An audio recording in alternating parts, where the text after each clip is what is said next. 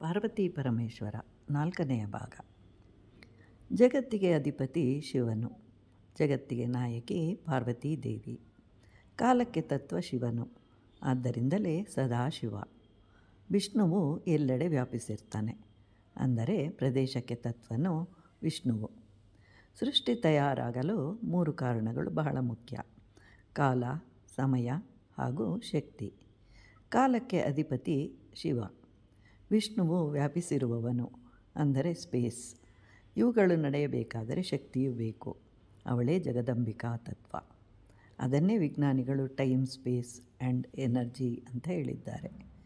ಆದ್ದರಿಂದಲೇ ನಮಗೆ ಪ್ರಧಾನ ದೇವತೆಗಳು 3. ಶಿವಸ್ವರೂಪ ಮಂಗಳಕರ, ಹೆಸರೂ ಮಂಗಳಕರವೇ. ಶಿವಸ್ವರೂಪ ಅಂತಂದರೆ ಲಿಂಗಾಕಾರವೇ. ಯಾಕೆ ಅಂತಂದರೆ ಲಿಂಗದ ಮೇಲೆ ಏನು ಹಾಕಿದರೂ ಕ್ಷಣದಲ್ಲಿ ಜಾರಿ ಹೋಗುತ್ತೆ. ಆ ರೀತಿಯಾಗಿ ಜೀವನದಲ್ಲಿಯೂ ಸಹ ಎಲ್ಲವೂ ಜಾರಿ ಹೋಗುತ್ತೆ ಅಂತ ತಿಳಿಸುವುದೇ ಶಿವತತ್ವ. ಮಗುವು ಜನಿಸಿ ಸ್ವಲ್ಪ ಕಾಲದ ಬಳಿಕ ಎಲ್ಲರನ್ನೂ ಗುರುತಿಸುತ್ತೆ. ವಯಸ್ಸಾಗುತ್ತಿದ್ದಂತೆ ಮರೆಯುತ್ತದೆ.